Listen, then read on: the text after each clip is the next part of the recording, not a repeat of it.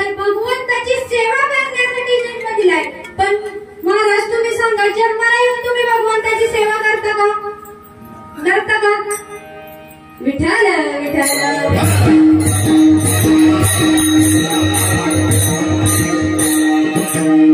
जन्माला येऊन भगवंताचं नामस्मरण आपल्या मुखामध्ये येऊन भगवंताचं नामस्मरण जेव्हा आपल्या मुखामध्ये येईल तेव्हा आपला शेवट गोड होण्याकरता मदत होईल असं तुकाराम महाराज सांगतात.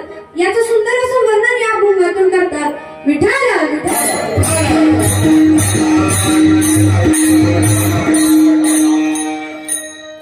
सेवेला सुरुवात करण्याअगोदर अल्पहासा पर्याय असा की आज या हिवरे या गावामध्ये रत्नाबाई सोपान शेळके यांच्या प्रथम पुण्य स्मरणाची सेवा माझ्यासारख्या पामाराच्या वाट्याला आली याचे मी भाग्य समजते. महाराज या माता माऊलीच्या पोटी 4 मुलं होती आणि ती 4 मुलं म्हणजे कोण तर शिवाजी सोपान शेळके हा त्यांचा प्रथम मुलगा, नंतर विजय सोपान शेळके, तसेच त्यांच्या 2 मुली होत्या त्या म्हणजे कल्पना दत्तात्रय खताळ आणि कमल पांडुरंग खताळ. महाराज या ठिकाणी आला विठ्ठल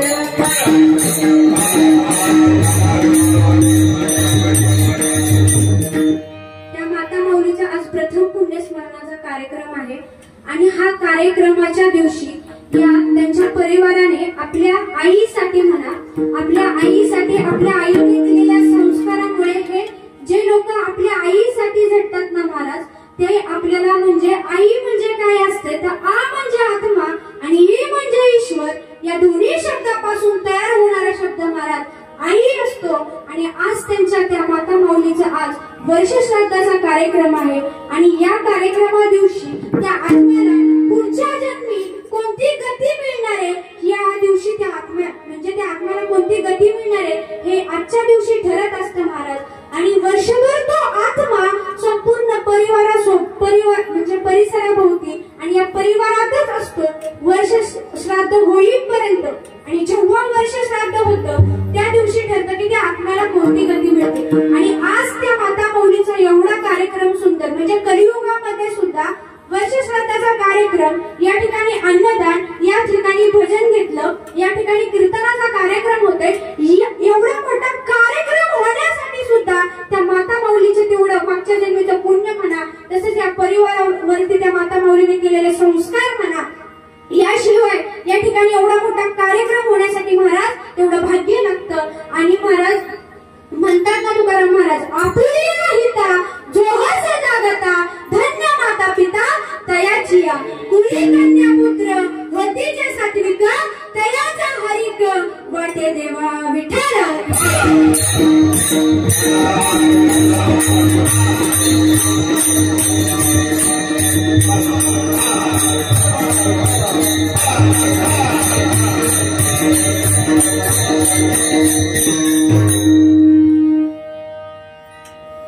आता तुकाराम महाराज म्हणतात की तुम्ही जन्माला आलाय, पण जन्माला आल्यानंतर तुम्ही काय करा तर अभ्यास करा, प्रयत्न करा. पण महाराज आपण जन्माला येतो आणि जन्माला आल्यानंतर आपण प्रयत्न करतो, पण प्रयत्न कसा करतो तर काही लोक संसारिक प्रयत्न करतात तर काही लोक परमार्थिक करतात, तर काही लोक असे असतात जे संसार करत करत परमार्थ करतात. म्हणजे असे 3 प्रकारचे लोक असतात. कोणते 3 प्रकारचे महाराज?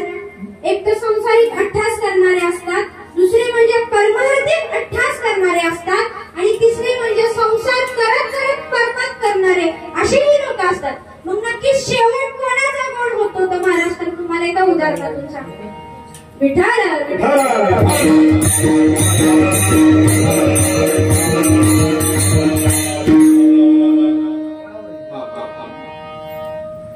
महाराज शेवट गोड कोणाचा होतो तर बघा आता मी संसारिक उदाहरण सांगते. कोणतं उदाहरण सांगते?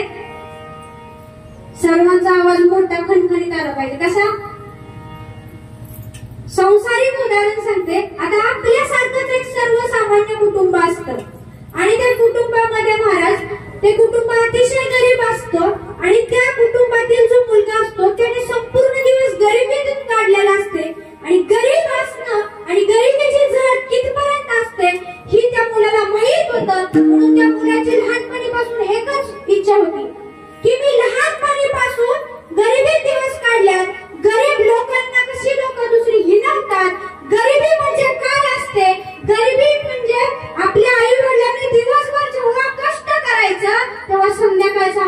थोडा भेटतो.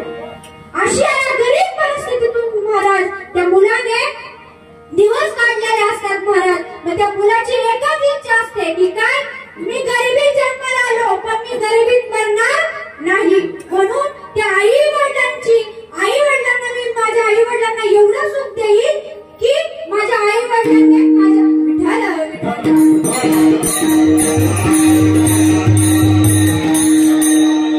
म्हणून तो मुलगा काय करतो महाराज, आई वडिलांच्या कष्टाची जाणीव होते. आई वडील किती कष्ट करतात हे डोळ्याने पाहत होता. म्हणून त्या मुलाने महाराज एवढा अट्टहास केला, प्रयत्न केलं. कशाचा अट्टहास प्रयत्न केला की शिक्षणाकरता त्याने एवढा मनापासून अभ्यास केला आणि मोठा साहेब झाला. आता साहेब झाल्यानंतर महाराज त्याने काय केलं तर तो म्हणले की साहेब झाल्यानंतर काय करावं की आपण स्वतःची कंपनी खोलावी. स्वतःची कंपनी खोलली, आपल्या गावाचं नाव मोठं केलंच पण संपूर्ण तालुक्यात स्वतःचं नाव केलं, असं संपूर्ण जिल्ह्यात संपूर्ण देशात स्वतःचं नाव मोठं केलं. आणि एवढं मोठं स्वतःचं नाव केल्यानंतर मनामध्ये एकच इच्छा की माझ्या परिवाराला गरिबीची झळ पोचू द्यायची नाही. त्यासाठी दिवस आणि रात्र मेहनत केली महाराज आणि दिवस रात्र मेहनत केली. त्याचं कालांतराने लग्न झालं. लग्न झाल्यानंतर महाराज त्याला एक मुलगा झाला आणि मुलगा झाल्यानंतर महाराज त्या मुलाला फक्त श्रीमंत घरात वागणूक कशी असते, श्रीमंताची मुलं कशी असतात, मुलाच्या तोंडातून शब्द बाहेर पडेपर्यंत त्या मुलाला सर्व गोष्टी हजर. आपल्या आई वडिलांनी सुद्धा कोणत्याच गोष्टीची कमी पडू दिली नाही महाराज. आणि तो मुलगा मोठा झाल्यानंतर महाराज तो मुलगा 10वीला गेला. आता 10वीला गेल्यानंतर महाराज शेजारचाच एक मुलगा त्याच्याच वर्गात होते. आता श्रीमंताचे मुलगे पण महाराज ते कुठे असणार, मराठी मॅडमला असणार का इंग्लिश मॅडमला? इंग्लिश मॅडमला होता महाराज. आता तो इंग्लिश मॅडमला जायचा पण महाराज त्याला काहीच येत नव्हतं, काहीच येत नव्हतं. कारण आईने त्याला अशी शिकवणूक दिली, म्हणजे त्याच्या आईने काय शिकवणूक दिली की आपल्याला बापाने एवढं कमवून ठेवलंय, तुझा बाप एवढा श्रीमंत आहे, तुला शिकायची गरज नाही. आता असं झाल्यानंतर 10वीचा बोर्ड आला, बोर्डाची परीक्षा आली. बाळाला काय सांगायची आई, बाळा जास्त टेन्शन घेऊ नको, डोक्यावर परिणाम होईल, एवढा अभ्यास करू नको. कारण की आपला हाय तेवढंच तू कमवून ठेवलं, हाय तेवढंच ठेवलं जाग्यावर. तरी पण म्हणली फार मोठ्या गोष्टी.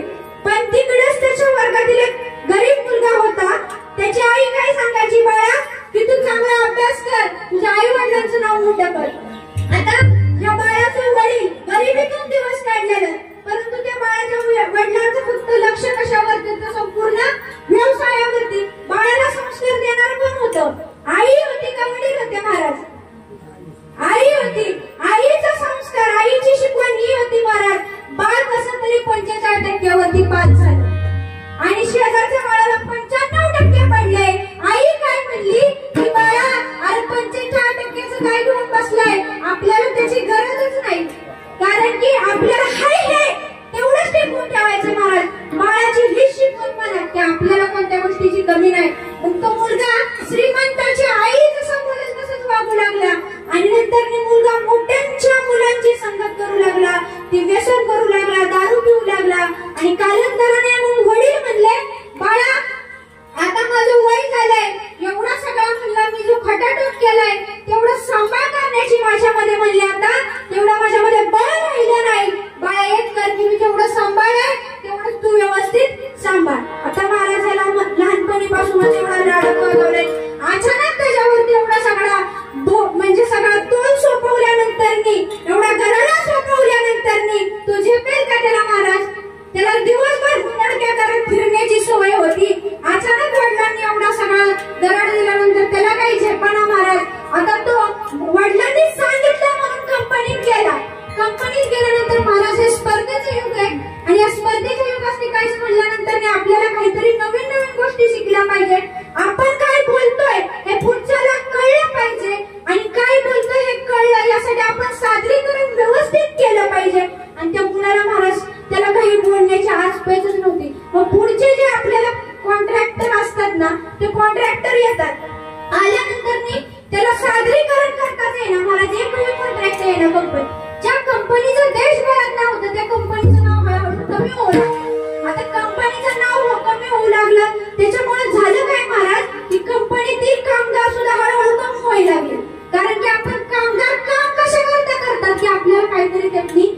प्यायला पाणी मिळावं, आपल्या घराचा काहीतरी उदरनिर्वाह हो यासाठी ते कामगार काम करतात. आता कामगार कमी झालं, कंपनीचं नाव कमी झालं, किंवा जिवंत असतानाच पोरग सगळं रिवर्स घेऊन येतो. आता एवढं असताना महाराज त्या बापाला एवढं वाईट वाटलं की गरिबीतून अख्खा दिवस काढलं आणि एवढी ही कंपनी करण्यासाठी, एवढं साम्राज्य उभं करण्यासाठी अख्खा आयुष्य घालवलं. आणि हा माझा मुलगा एका क्षणातच सर्व गोष्टी कमी करू लागलाय, याचं महाराज बापाला अतिशय दुःख होऊ लागलं. आणि त्या दुःखामुळेच बापाला पहिला काय झाला महाराज, तर एक अटॅक येऊन गेला. आता बापाला अटॅक येऊन गेल्यानंतर महाराज त्या मुलाने होती ती कामगार होती ना जी कंपनीत, ती कामगार सुद्धा कंपनी सोडून गेली, कंपनी बंद केली. आता बंद केल्यानंतर त्या मुलाने काय केलं, व्यसन दारू प्यायला सुरुवात केली. हाय ही जमीन सर्व विकून टाकली आणि राहिली ती. मग मुलगा विचार करू लागला, आता वडील तर फार आजारी, तर वडिलांना पहिला अटॅक येऊन गेले. आता करायचं काय महाराज, शेजारची लोक नावं ठेवायला लागली की बापाने सर्व कमावलं आणि हा पोरगा ज्या बापाने कमावलं त्या बापासाठी आज खर्च करा ना, असं म्हटल्यानंतर शेजारची माणसं नावं ठेवू लागली. बाप फार आजारी पडला आणि आजारी पडल्यानंतर त्या बापाला सुद्धा तो मुलगा दवाखान्यात नाही ना. त्या पाठीमागचं कारण एकच की बापाला दवाखान्यात नाही का, ते अजून हाय एवढं पण विकावं लागल. पण तो मुलाच्या मनामध्ये विचार काय महाराज, आज कलियुगातील मुलं त्यांच्या मनामध्ये विचार काय की बापाला जर दवाखान्यात नेलं, पैसे तर जातीलच पण बापाचा जीव पण जाईल, पण नेलं नाही नेलं काय फरक पडणार आहे का, म्हणून महाराज नेत नाही. पण शेजारची लोक एवढी म्हणू लागली. मग तो म्हणतो की शेवटच्या क्षणी तरी दवाखान्यात नेला पाहिजे, निदान लाज काज तरी. आता असं म्हटल्यानंतर लाज काज महाराज तो बिचारा मुलगा काय करतो, तर वडिलांना दवाखान्यात नेतो. आता वडिलांना तर कळलेलं असतं की काय वर्षश्राद्ध ही गोष्ट तर फार लांबची, हा मुलगा मला दवाखान्यातच आणत नव्हता, तर वर्षश्राद्ध ही गोष्ट तर फार लांबची. म्हणून वडील म्हणले की तुझा मुलगा माझं वर्षश्राद्ध करेल याची काय मला शाश्वती नाही, पण माझी एकच इच्छा आहे काय की तुझ्या मुलाने माझ्या अस्थी काशीपर्यंत नेऊन पोहोचवल्या पाहिजे, तेवढं तरी माझ्या आयुष्याचं सार्थक होईल. कारण अख्खे आयुष्य मी कुणासाठी घालवलं, माझ्या मुलासाठी घालवलं की मुलाने कसं श्रीमंतीत जगलं पाहिजे, मुलाला गरिबाची झळ म्हणजे गरिबी काय असती याची जाणीव नाही झाली पाहिजे, त्यासाठी मी अख्खं आयुष्य काढलं. पण मुलाने काय केलं, तर मुलगा तसा संस्कारी निघला नाही, म्हणून ते वडील म्हणतात की तो वर्षश्राद्ध घालेल याची तर काही शाश्वती नाही, पण माझी शेवटची इच्छा आहे काय की माझ्या अस्थी आहेत ना त्या काशीपर्यंत नेऊन पोहोचव. आता असं म्हटल्यानंतर महाराज आई वडील वारल्यानंतर सांगते की बाळा तुझ्या बाबांची एक इच्छा होती की त्यांच्या ज्या अस्थी आहेत दहाव्याच्या त्या कुठे पोहोचायच्या, काशीपर्यंत पोहोचवायच्या. आता मुलगा म्हणते आपलं काय जाते, आपण काशी अस्थीपर्यंत नेऊ. महाराज मुलगा 80 किलोमीटर अस्थी घेऊन जातो आणि गेल्यानंतर महाराज काशी फक्त 10 किलोमीटर राहिलेली असते आणि तेवढीच राहिलेली असते. तेवढ्या त्याच्या मित्राचा फोन म्हणला, अरे कुठेस तू, लय मोठा जॉब पडलावलाय. तर तो म्हणला की अरे मी बाबांच्या अस्थी घेऊन काशी करता आलोय. तर म्हणला की बर मग बघ बाबा तुझ्या तुला यायचं असेल तर या, नाहीतर नको येऊ. आता असं म्हणल्यानंतर मनात विचार येतो की बाबा असे बी गेलेत तसे बी गेले. मग म्हणला की काय करावं, मित्राकडे माघारी जाऊ. पण कसं जायचं, अजून इथून एक काशी 10 किलोमीटर आहे. मग तिथून एक आपले आजोबा असतात. आता सहज तुमचं हिवरे कसं गाव, तसंच हिरवगार गाव असतं माहिती का. आणि हिरवगार गाव असल्यामुळे आपल्या आजोबांच्या मनात येतं की मनात काय येतं, एवढं गवत आहे, एवढं हिरवगार म्हणजे गार गवत आहे, घरी बसून तरी काय करायचं, चला हाय आपल्या म्हशी त्या म्हशी घेऊन जावं, आपलं बांधारी म्हशींना चारावं, असं मनात आजोबांच्या येतात. मग नदीच्या काठी काय करतात महाराज, त्या आजोबा गवत जिथे तिथे आपल्या म्हशी घेऊन जातात. तेवढ्यातच हा येतो. आता हा आल्यानंतर मी म्हणतो आजोबा का हो काशी किती राहिली इथून. आजोबा म्हणतात अरे बाळा काशी इथून फक्त 10 किलोमीटर आहे, लय लांब नाही. तर असं म्हणल्यानंतर मग आजोबांना म्हणतो हो का आजोबा. मग म्हणतो की आजोबा मला सांगा बरं ही जी नदी वाहत चालली ती नदी कुठे वाहत जाते. आता आजोबा म्हणते ती नदी काशीला जाते वाहत. तो मुलगा म्हणतो आजोबा तुम्ही माझं एवढं मोठं काम केलं, एवढं मोठं काम केलं, काय तुम्हाला सांगू. आता आजोबा म्हणतात मी काय काम केलं, तुझे एवढे मला प्रश्न विचारले त्या प्रश्नांचीच मी फक्त उत्तर दिली, बाकी दुसरं मी काय काम केलं. असं म्हटल्यानंतर मी महाराज तो मोठं काम केलं, पण तुम्ही माझं लय मोठं काम केलं. मुलगा काय करतो, तो अस्थी आणतो, त्या अस्थी नदीमध्येच टाकतो आणि वडिलांना म्हणतो, बाबा 80 किलोमीटर आणलंय, 10 किलोमीटर राहिलंय, तेवढं तुम्ही वाहत जा. आता असं म्हणल्यानंतर मला तो मुलगा कुठे जातो, माघारी घरी जातो. मित्रांनी बोलवले, मित्रांकडे जातो, संध्याकाळी घरी जातो आणि झोपतो. सकाळी आई उठते आणि आई मुलाला म्हणते, बाळा तू का अस्थी काशीत टाकल्या का रे? असं म्हटल्यानंतर तो मुलगा म्हणतो, हात टाकल्या म्हणजे ते आतापर्यंत पोचले असते. आई म्हणते, पोचले असतील म्हणजे? तर म्हणतो की अगं विठ्ठल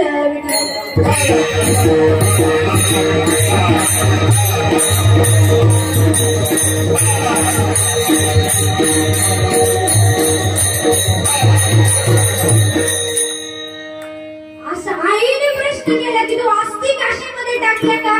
तर मुलगा म्हणतो की अस्थी पोचल्या असतील. आई म्हणते की तू अस्थी काशीमध्ये टाकल्याच नाही. तो मुलगा म्हणतो, आईला सांगितलं कोणी? आईला म्हणतो की आई तुला सांगितलं कोणी काय? तर आई म्हणते, अरे तू अस्थी टाकल्या, पण तू काशीच्या 10 किलोमीटर अगोदरच टाकले का नदीमध्ये? तर आईला म्हणतो, आई पण हे सांगितलं कोणी तुला? तर आई म्हणते, तुझा बाबा माझ्या स्वप्नात आले आणि बाबांनी सांगितलं की तुझ्या मुलाने माझी शेवटची इच्छा सुद्धा पूर्ण केली नाही. तेव्हा असं म्हटल्यानंतर तो मुलगा म्हणतो, माझे वडील गेले ते गेल्यात, पण म्हणले एवढे माझे वडील चाप्टर आहेत, आईला सांगण्याकरता 80 किलोमीटर आले, पण म्हणले तिथने मी तुम्हाला सांगितलं 10 किलोमीटर गेले नाही. म्हणजे आजकालच्या कलियुगातील मुलांची विचारसरणी बघा. आणि या विचारसरणीच्या पाठीमागचं कारण कोण आहे? तर आपली आई आहे. आईने जर मुलाला चांगले संस्कार दिले, आईने सांगितलं की आईच म्हणते बाळा आपल्याला काय कळवायची गरज नाही, आपल्याला हा एवढंच टिकवलं पाहिजे. बाळाने पण तसंच केलं. म्हणजे सांगण्याचं तात्पर्य काय आहे की आपली मुलांनी आपल्याला सांभाळावं, आपल्या मुलांनी आपल्या आई वडिलांची सेवा करावी. असं जर वाटत असेल तर आईने मुलावरती चांगले संस्कार केले पाहिजेत, जसं की जिजामाताने आपल्या शिवरायांवरती केले. म्हणजे तुम्हाला आजच्या कलियुगातील पिढीला एकच सांगणं आहे की काय, राज्य 12 वाजता जर दिसली एखादी माय तर तिला समजा तुमची ताय, किंवा तुम्हीच असाल तुमच्या कलियुगातील शिवराय, तेव्हा तुम्हीच असाल तुमच्या कलियुगातील शिवराय.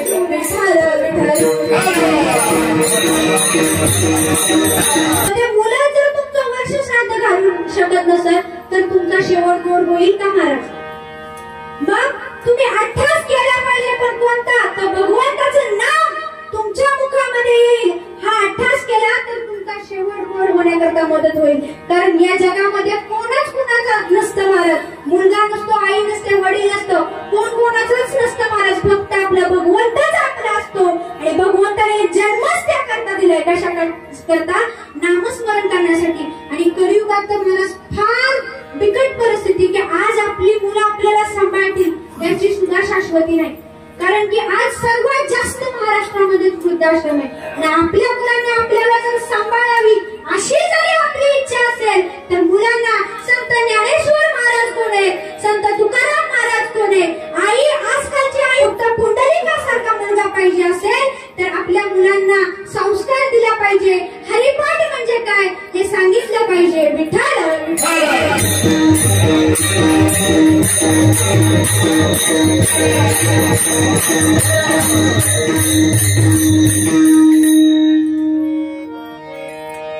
आई वडिलांसाठी सेवा करणारी मुलंच आपल्याला पाहिजे असेल. आणि जी मुलं आई वडिलांची सेवा करतात त्या मुलांना कोणत्याच गोष्टीची कमी वाटत नाही. कारण आई वडिलांचा आशीर्वाद हा सर्वात मोठा आशीर्वाद असतो महाराज. अहो आई वडील हे सर्वात मोठे देव आहे. हे शास्त्रातील काय आहे तर एक वचन आहे काय की आई वडिलांशिवाय दुसरं कोणतंच दैवत नाही या जगामध्ये. अहो आपला कार्तिक दादा आणि गणपती बाप्पा हे दोघं कोण आहेत तर भाऊ आहेत. या दोन्ही भावंडांमध्ये भांडण लागलं. भांडण काय लागलं तर कार्तिक दादा म्हणू लागला की गणपती बाप्पा मी तुझ्यापेक्षा सुद्धा मोठा आहे. कार्तिक दादा काय म्हणला, गणपती बाप्पा मी तुझ्यापेक्षा पण मोठा आहे. पण गणपती बाप्पा काय म्हणला की तू मानाने मोठा आहे, वयाने मोठा आहे, पण बुद्धीने मीच मोठा आहे. आता ह्या दोघांची भावंडाची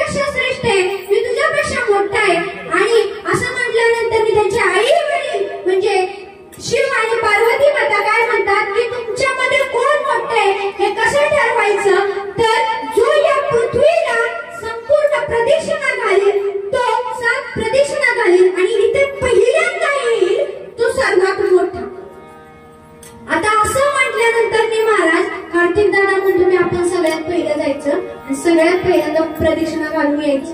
आता हा कार्तिक दादाच्या डोक्यातील विचार. तर असं म्हटल्यानंतर कार्तिक दादा काय करतात तर लवकर आवरतात आणि प्रदक्षिणा घालायला सुरुवात करतात. पण गणपती बाप्पा बुद्धीचे होता.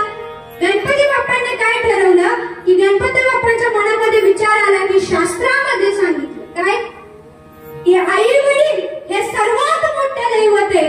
म्हणून गणपती बाप्पाने काय केले की आई वडिलांना दोघांना दोन आसन घेतले. त्या आसनावरती आई वडिलांना बसवलं आणि आसनावरती आई वडिलांना बसवल्यानंतर त्या आई वडिलांची पूजा केली. गणपती बाप्पाने आई वडिलांची पूजा केली आणि आई वडिलांना 7 प्रदक्षिणा घातल्या आणि 7 प्रदक्षिणा घातल्यानंतर आई वडिलांनी विचारलं गणपती बाप्पा तुला तर मी पृथ्वीला प्रदक्षिणा घालायला सांगितलेल्या तू कुठं आम्हाला प्रदक्षिणा का बरं घातल्या असा प्रश्न गणपती बाप्पाने विचारल्यानंतर गणपती बाप्पा सांगतात की हे शास्त्रामध्ये सांगितलंय की आईसारखं दुसरं दैवत नाही आणि वडिलांसारखा सर्वश्रेष्ठ देव नाही.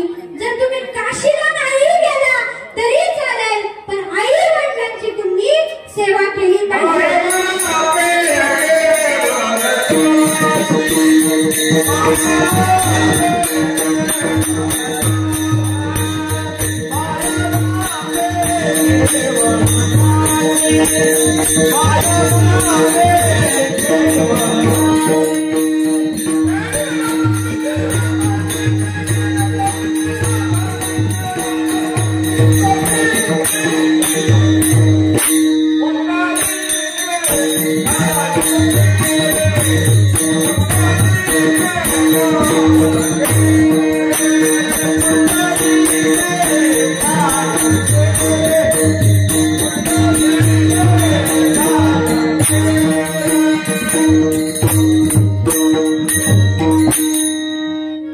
गणपती बाप्पाने अख्ख्या पृथ्वीला प्रदक्षिणा न घालता आई वडिलांना प्रदक्षिणा घातल्या.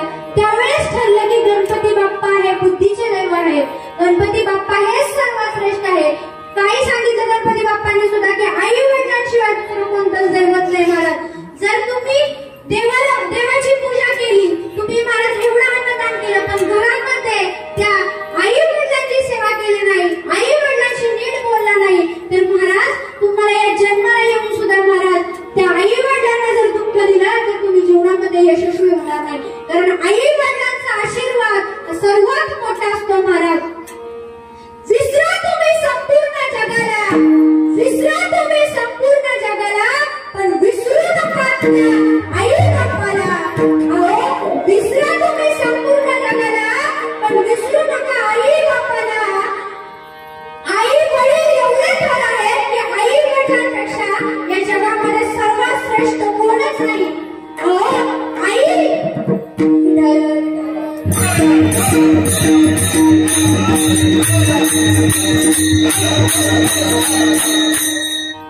आई वडिलांची सेवा करा. मग ही आई वडिलांची सेवा केली तर काय होईल तर तुमच्या जीवनाचं कल्याण होईल. आणि ही सेवा कोणी केली तर आई वडिलांची सेवा श्रवण बाळाने केली. आता श्रवण बाळाने सेवा केली. आता ही जी उदाहरण मी सांगते ती म्हणजे कसं की श्रवण बाळाच्या आई वडिलांनी काय केली तर संसार करत करत परमार्थ केला. कसा केला तर बघा की श्रवण बाळाच्या आई वडील जे होते ते दोघेही महाराज कसे होते आंधळे होते. कसे होते महाराजांची मंडळी नुसती चेहऱ्याकडे बघतात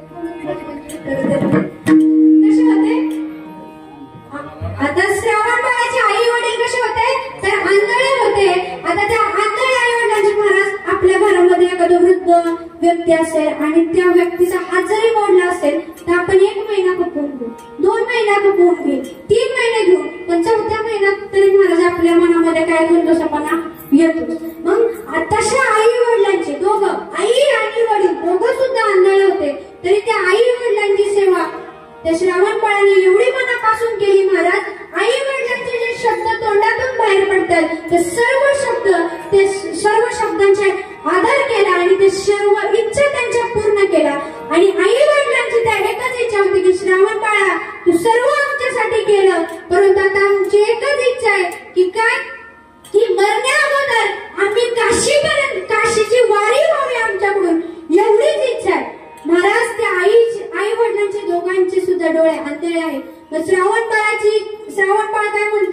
की आपल्या आई वडिलांची इच्छा आहे की काय, की आम्हाला काशीपर्यंत आपल्या बाळाने घेऊन जावं. म्हणून श्रावण बाळ म्हणतात की आपण त्या आपल्या आई वडिलांची इच्छा पूर्ण करायची असा मनामध्ये विचार श्रावण बाळ करतो. आणि काय करतो तर आपल्या आईला आणि वडिलांना दोघांना सुद्धा दोन तराजू आणतो आणि त्या तराजूमध्ये एका तराजूमध्ये वडील, दुसऱ्या तराजूमध्ये आई, दोघांना सुद्धा त्या तराजूमध्ये घेऊन काशीची वारी करण्याकरता निघतात. आता काशीची वारी करत असताना महाराज तिघांचं सुद्धा नामस्मरण चालू असतं आणि ते नामस्मरण करत असताना नारायण श्रीमन्नारायण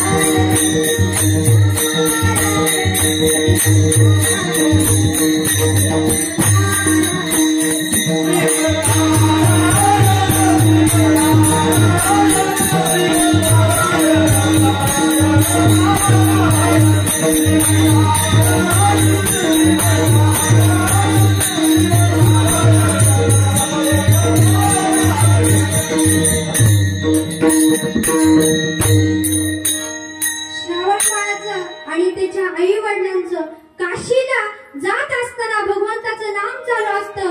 तेवढ्यात महाराज अयोध्या नगरी येते. आता जात असताना प्रवास करताना असताना काय येतं, अयोध्या नगरी आली. आता अयोध्या नगरी आल्यानंतर त्या श्रावण बाळाला त्याचे आई वडील म्हणतात, बाळा फार तहान लागली, काही पाणी आम्हाला मिळेल का.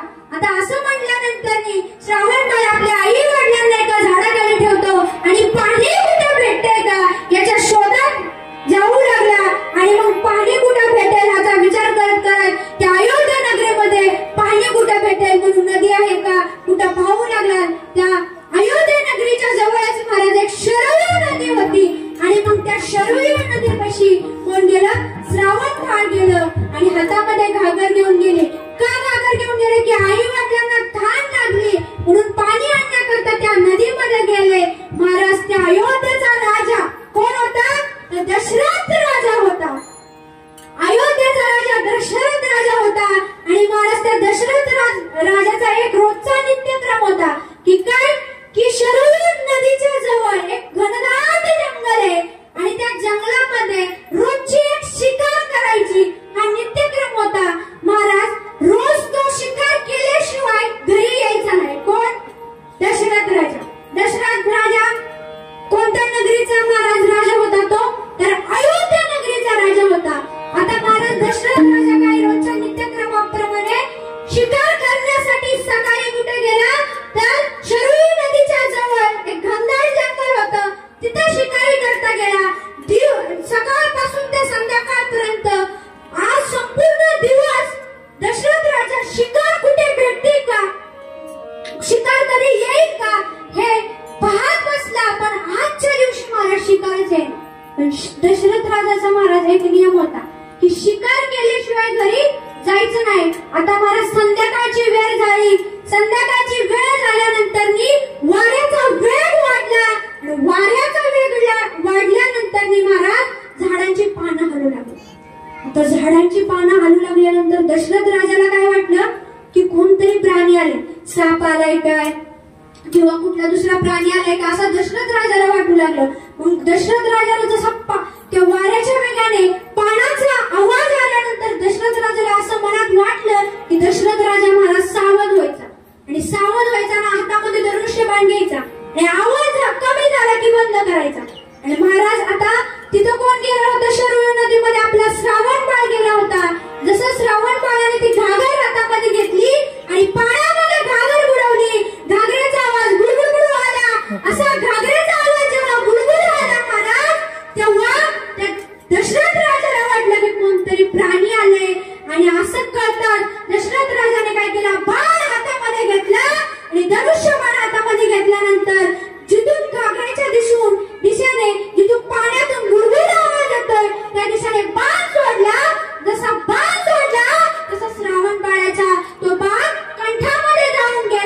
आणि कंठामध्ये जाऊन घुसल्यानंतर मी श्रावण बाळ आई ग मेलो असा आवाज अकांताने आवाज सोडला. असा आवाज ऐकल्यानंतर मी दशरथ राजाला वाटलं की आपल्या हातून खूप मोठा पाप झाला आहे. आपण एका प्राण्याची शिकार समजून आपण एका मानवाला मारले. दशरथ राजाला कळतं. दशरथ राजा त्या दिशेने धावत जातो आणि त्या दिशेने दशरथ राजा धावत गेल्यानंतर अरे बाळा तू एवढ्या रात्रीच्या वेळेस इथं कशाला आला आणि बाळा तू कोण आहेस? मला वाटलं एखादा प्राणी आहे म्हणून मी त्याच्यावरती बाण सोडला. बाळा माझ्या हातून खूप मोठं पाप झालंय. बाळा मला क्षमा असावी असं दशरथ राजा श्रावण बाळाची माफी मागतो. श्रावण बाळ दशरथ राजाला म्हणतो की आता मी मरणार आहे. आता मी जगत नसतो हे मला माहित आहे. पण माझी एक शेवटची इच्छा आहे. ती म्हणजे काय की माझे आई वडील पाणी पिले नाहीत. त्या आई वडिलांना खूप तहान लागली होती आणि त्या आई वडिलांसाठी मी पाणी घेण्याकरता या नदीकाठी आलो. एक काम करा की त्या आई वडिलांना हा पाण्याचा घागर घेऊन द्या. परंतु आई वडिलांना सांगू नका. आई वडील जोपर्यंत पाणी पित नाही तोपर्यंत सांगू नका की श्रावण बाळ तुम्हाला सोडून गेलाय. नाहीतर माझ्या आई वडील पाणी पिणार नाहीत असं श्रावण बाळ सांगतो. आणि असं सांगितल्यानंतर महाराज दशरथ राजा त्या श्रावण बाळाची जी पाण्याची घागर घेऊन आई वडिलांपर्यंत जातो. आणि गेल्यानंतर आई वडील म्हणतात श्रावण बाळा तू आला का रे? श्रावण बाळ असं म्हटल्यानंतर दशरथ राजा काहीच बोलत नाही. कारण की राजाला श्रावण बाळाने सांगितलं असतं की काय की जोपर्यंत माझे आई वडील पाणी पित नाही तोपर्यंत तू काय करू नको. तो एक शब्दही बोलू नको. आता श्रावण बाळाचे वडील म्हणतात बाळा एवढा लांबून आला पण एकही शब्द तू बोले ना. जोपर्यंत बाळा तू श्रावणा शब्द बोलत नाही तोपर्यंत पाणी पिणार नाही असं कोण म्हणतं महाराज? श्रावण बाळाचे आई वडील म्हणतात. असं म्हणल्यानंतर मग दशरथ राजा झालेली सर्व कहाणी सांगतो आणि सांगितल्यानंतर मला क्षमा असावी अशी माफी मागतो. पण आई वडिलांचा मुलगा गेलाय महाराज. आई वडील आकांत करू लागतात आणि आई वडील म्हणतात की मुलगा गेल्याचं दुःख काय असतं हे सुद्धा तुला कळलं पाहिजे. म्हणून त्या आई वडील त्या दशरथ राजाला शाप देतात की काय तुझा सुद्धा मुलगा असा जाईल आणि ह्या आई वडिलांना मुलगा गेल्याचं दुःख काय असतं याची जाणीव म्हणजे विठाल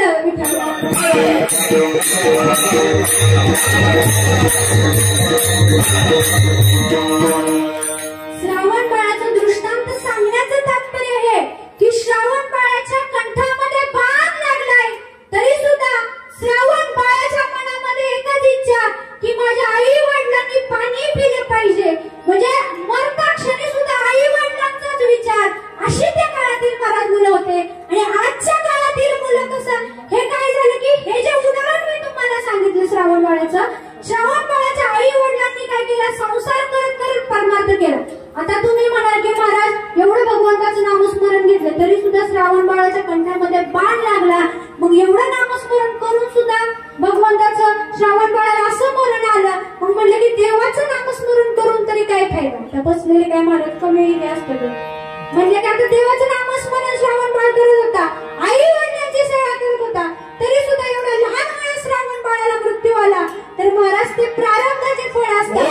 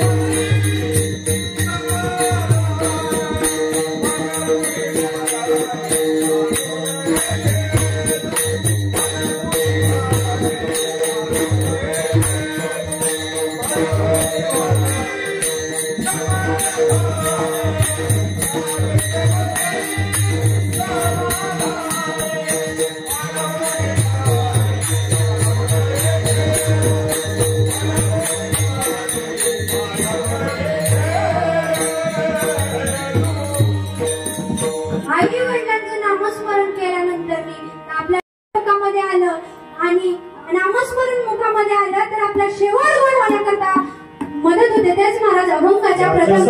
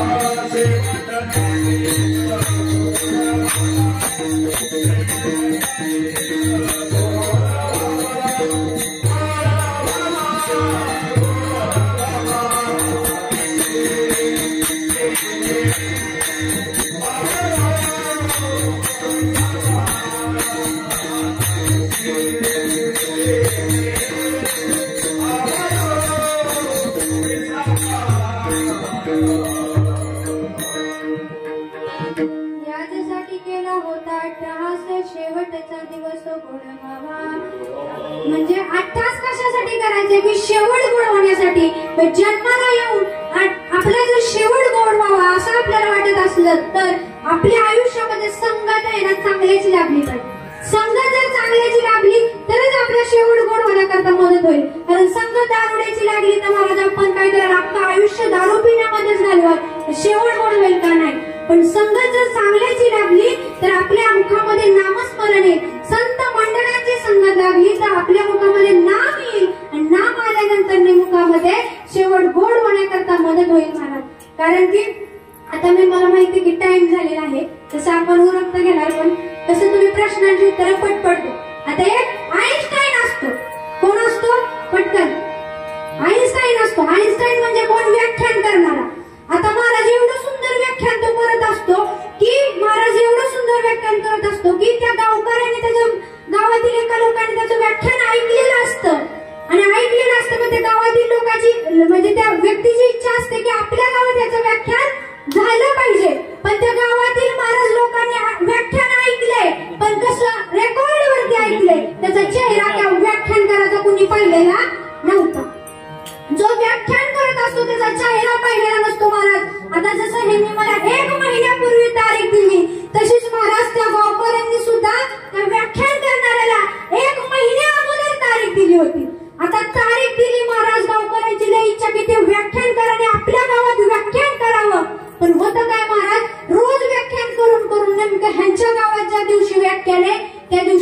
व्याख्यान करणाऱ्याचा आवाजच बसतो. महाराज तिथं जाऊन करणार कसं काय व्याख्यान? जर आवाजच नाही तर व्याख्यान करणार कसं? मनामध्ये विचार आला, आता करायचं काय? गावात जायचंय. गावकऱ्यांनी 1 महिन्यापूर्वी तारीख दिली आणि आवाज बसलाय आणि आवाजच व्हायचं आपलं व्याख्यान नाही. आता चिंतेत पडला. तेवढ्यात त्याचा ड्रायव्हर येतो, म्हणतो साहेब आपल्याला हिवरे गावामध्ये जायचंय आणि गावामध्ये जाऊन 1 महिन्यापूर्वी तारीख आली आणि त्या गावामध्ये जाऊन आपल्याला व्याख्यान करायचंय. आता तो व्याख्यान करणारा म्हणतो, अरे व्याख्यान करायचंय खरं, पण जाऊन व्याख्यान करणार कसं? आपल्याला आवाजच नाही. म्हणतो की साहेब त्यांनी व्याख्यान ऐकलंय, पण कसं ऐकलंय की तुमचा चेहरा त्यांनी बघितलेला गावकऱ्यांनी नाही. त्यांनी काय केलंय फक्त तर तुमचा आवाज ऐकलाय, पण साहेब तुमच्या बरोबर फिरून फिरून माझं व्याख्यान तोंडपाठ झालं. आता असं म्हणल्यानंतर मग तो म्हणतो की नक्की तुझ्या डोक्यात शिस्त आहे काय? आता ड्रायव्हरला व्याख्यान करा असं म्हणतो की तुमच्या डोक्यामध्ये शिस्त आहे काय? आता असं म्हणल्यानंतर ड्रायव्हर काय म्हणतो की अहो काही शिजत नाही की तुमचा आवाज बसलाय, तुम्ही तर व्याख्यान करू शकत नाही, व्याख्यान मी करतो. मग व्याख्यानकार म्हणतो बरं चालते, व्याख्यान तू कर, पण करण्या अगोदर ही तर मला म्हणून दाखव. आता महाराज ठरतं की व्याख्यान कुणी करायचं? ड्रायव्हरने. आणि ड्रायव्हर काय करणार? आता व्याख्यान करणार आणि जो खरा व्याख्यान करतो तो आज ड्रायव्हर बनून जाणार. कुठं? तर हिवरे गावामध्ये जाणार. आता ठरल्याप्रमाणे महाराज त्या गावामध्ये काय जो ड्रायव्हर आहे तो व्याख्यान करणारा बनला. वेशभूषा तशी केली, मस्त पांढरी कपडे वगैरे घातली, टोपी बिपी डोक्यावरती मस्त काय केलं तर सगळं वेशभूषा तशी केली आणि व्याख्यान करणारा महाराज कोण बनला? ड्रायव्हर बनला. आणि ड्रायव्हरचे कपडे खरी व्याख्यानकाराने घातली. आता ड्रायव्हरचे कपडे व्याख्यानकाराने घातल्यानंतर महाराज गावामध्ये गेले. गेल्यानंतर महाराज ड्रायव्हरची काही कमी ठेप आहे महाराज? या म्हणले बसा, चहा धरा, पोहे धरा, एवढी भारी ठेप केली. ड्रायव्हर म्हणला काय बी म्हणा, पण व्याख्यान करायची लय ठेप असते. असं म्हणल्यानंतर ड्रायव्हर खुश झाला. खुश झाल्यानंतर व्याख्यान सुरू झालं. अख्खं व्याख्यान केलं. एवढं सुंदर व्याख्यान केलं. कुणी? ड्रायव्हरने. एवढं सुंदर व्याख्यान केलं, पण खाली बसणारे महाराज आजोबा एवढे हुशार म्हणले की तुम्ही एवढं सुंदर व्याख्यान केलं, एवढं सुंदर व्याख्यान केलं, पण माझ्या एका प्रश्नाचे उत्तर द्या. ड्रायव्हर आतनी लटपट कापायला लागला ना, अरे ही सगळं अख्खं व्याख्यान पाठ झालं म्हणून मी म्हणलो आता प्रश्नाचं उत्तर विचारलं तर अख्ख्या समाजापर्यंत इज्जत जाईल. आता ह्या प्रश्नाचं उत्तर द्यायचं कसं? मग ड्रायव्हर काय म्हणतो आजोबांना, बाबा आपण सविस्तर घरामध्ये जाऊ, कीर्तन झाल्यानंतर व्याख्यान झाल्यानंतर आणि सविस्तर तुमच्या प्रश्नाचं उत्तर येतो. आजोबाने हुशार महाराज आजोबा खाली बसलेले म्हणले नाही नाही नाही आताच मला प्रश्नाचं उत्तर पाहिजे. आता असं म्हणल्यानंतर मी महाराज ते आजोबा सुद्धा ऐकतच नाही, प्रश्न विचारतात. आता विचारल्यानंतर जो खरा ड्रायव्हर असतो त्यांनी व्याख्यान सांगितलेलं असतं तो काय म्हणतो महाराज की अहो आजोबा तुमच्या प्रश्नाचं उत्तर एवढं सोपं आहे की ह्याचं उत्तर माझा ड्रायव्हर तुला दे. म्हणजे हा दृष्टांत सांगण्याचं तात्पर्य काय की ड्रायव्हर सुद्धा काय बनला तर त्या चांगल्याच्या संगतीने येऊन 1 दिवस का होईना पण त्यांनी व्याख्यान सांगितलं.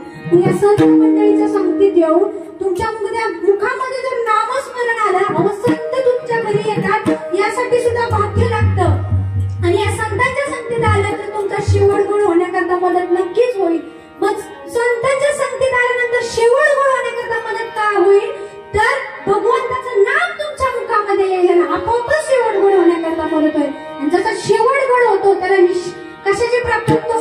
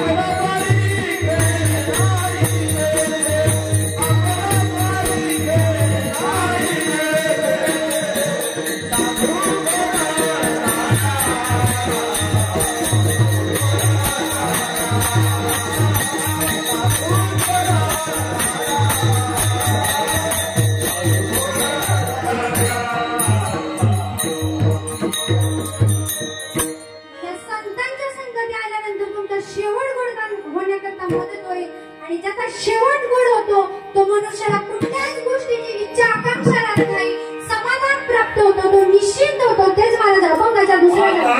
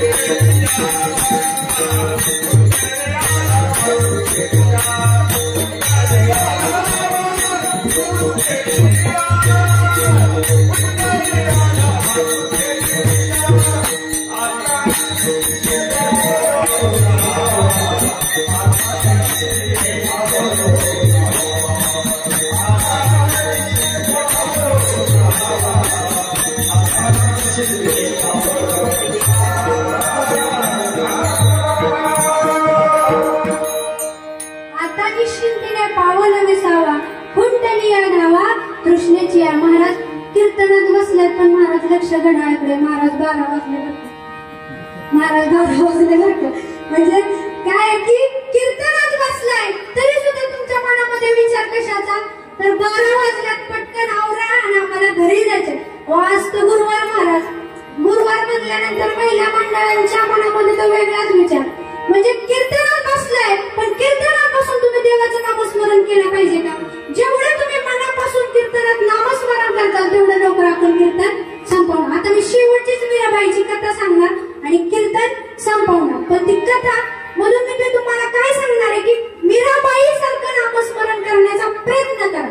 त्यांच्यासारखं आपल्याला जमणार आहे का? नाही, पण त्यांच्यासारखं आपण प्रयत्न करायचा नामस्मरण करण्यासाठी. म्हणजे महाराजांच्या कीर्तनामध्ये लोक खरं बसले बरं का, सगळे माझ्या तोंडाकडे बघतात, चेहऱ्याकडे बघतात.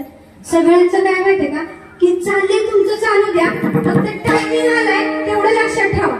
आता महाराज ह्याच्यात महाराज एका आजीच्या मनामध्ये एवढं चिंता असते, त्या आजीच्या मनामध्ये विचार काय झालाय, आता येता येता गुरुवारचा बाजार होता, नवीन चप्पल दिसली म्हणली, चप्पल म्हणली नवीन घेतला आणि एवढं पब्लिक जमलंय म्हणली, मी ठेवली त्या खांबाच्या अलीकडं, घेऊ नका बरं का त्यांची चप्पल, ठेवली खांबाच्या तिथं, पण नवीन चप्पल माझी कुणीतरी उचलून जाईल. म्हणजे कीर्तनात बसल्यात पण मनामध्ये विचार कुठला की चप्पल, आता चिंतन कुठलं चाललंय की चप्पल.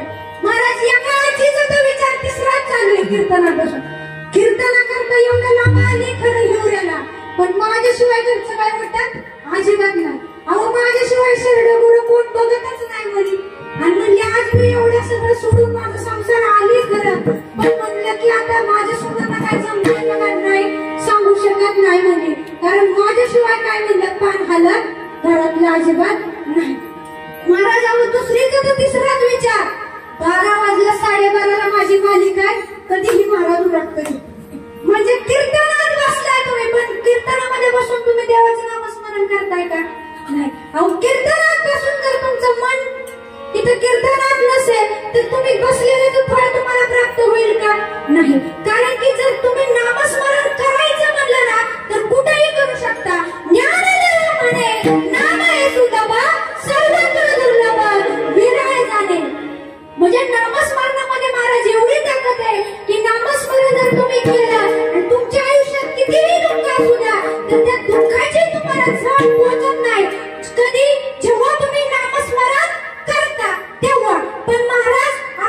महिला मंडळ नामस्मरण करतात का? म्हणतात तुला म्हणून सांगते, अख्ख्या गावाला सांगून आलेलं असतं. तुला म्हणून सांगते, अख्ख्या गावाला सांगते. पण महिला मंडळ म्हणतात का तू एक अभंग म्हण, मी एक अभंग म्हणते? अजिबात नाही. म्हणून नामस्मरण तुम्ही करा. महाराज त्या मीराबाईंनी काय केलं तर कृष्णाला आपला पती मानला. कसा तर जेव्हा मीराबाईची आई जेव्हा मीराबाईंना घेऊन कुठे जात असेल? विठ्ठल.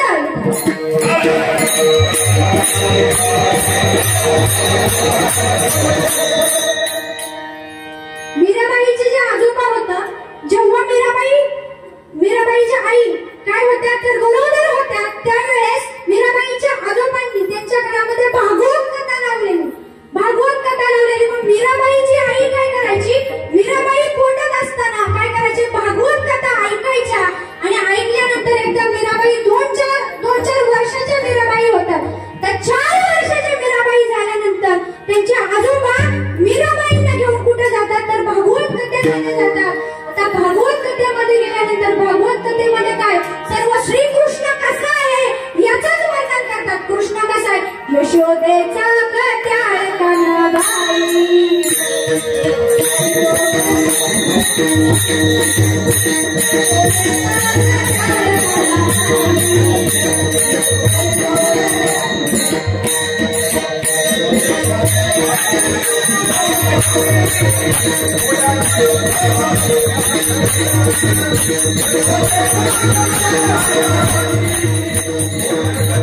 पुत्र कसा तर खट्याळ आहे. कृष्णाला काय आवडतं तर दही, दूध, तूप, लोणी त्या कृष्णाला आवडतं. या कृष्णाच्या या गवळ्याने काय करायचं तर त्या कृष्णाला पती मानायचा. हे काय करत होतं तर एका कथाकार सांगत होतं. हे सर्व मीराबाई ऐकत होते. आता ऐकल्यानंतर कथा झाल्यानंतर मीराबाई त्या कथाकारांना प्रश्न विचारते काय की मला हा कृष्णा कन्हैया भेटेल का? कृष्णाचं एवढं चरित्र ऐकल्यानंतर महाराज हा कन्हा मला भेटेल का? तर कथाकार म्हणतात की नक्की भेटेल. तू त्या कृष्णाचं मनापासून नामस्मरण कर. महाराज त्या कृष्णाच्या गवळ्याने कृष्णाचाच अभंग मीराबाई पाठ करू लागल्या. कृष्णाला मनापासून आपला पती मानला आणि कृष्णाचंच नामस्मरण करू लागल्या. आता मीराबाई राजकन्या होत्या. आता मीराबाई वयात आल्यानंतर वडील म्हणतात की आपल्या मुलीचं लग्न केलं पाहिजे. आता असं म्हटल्यानंतर महाराज मीराबाईला वडील एक राजकुमार शोधतात. पण मीराबाई काय म्हणतात की मला लग्न करायचं नाही, मी कृष्णालाच माझा पती मानलाय. आता असं म्हटल्यानंतर त्या मीराबाईचे वडील म्हणतात की शेजारची लोक काय म्हणतात की ही मुलगी लग्न करावं, अशीच मुलीला कसं ठेवायचं, हे चुकीचं आहे. मुलगी काय ऐकणारच महाराज. मग असं झाल्यानंतर त्या मीराबाईचे वडील काय करतात तर मीराबाईला आपण काय करायचं विष पाजायचं असं मनात ठरवतात. आणि ठरवल्यानंतर महाराज हे मीराबाईला समजतं, परंतु वडील विष देतात ना ते प्यायचं असं मीराबाई ठरवतात. मग आई वडिलांनी विष दिल्यानंतर मीराबाई ते विष प्राणात करणार. पण जो कृष्ण कन्हैया असतो, कृष्ण कन्हैयाची मीराबाई कोण आहे तर भक्त आहे. आणि माझ्या भक्तावर संकट आले आणि माझ्या भक्ताचे संकट मी टाळून नेणार. कारण जो मना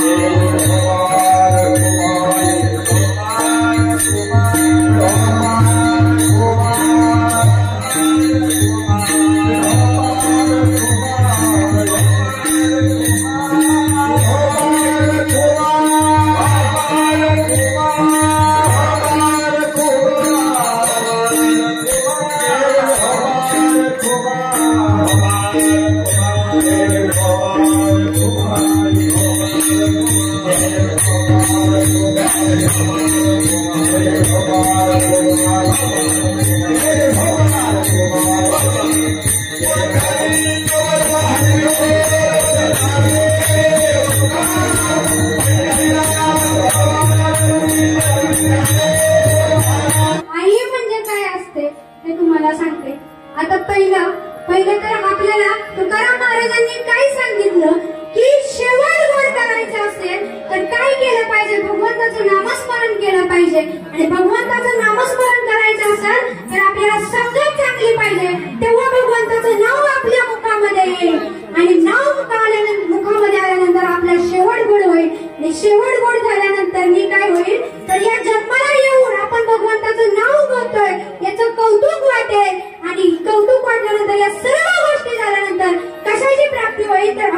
शेवट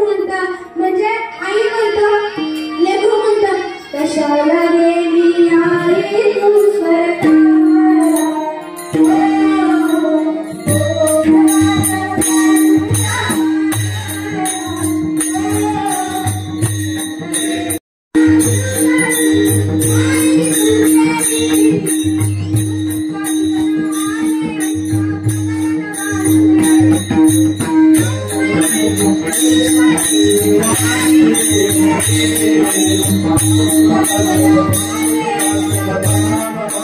you.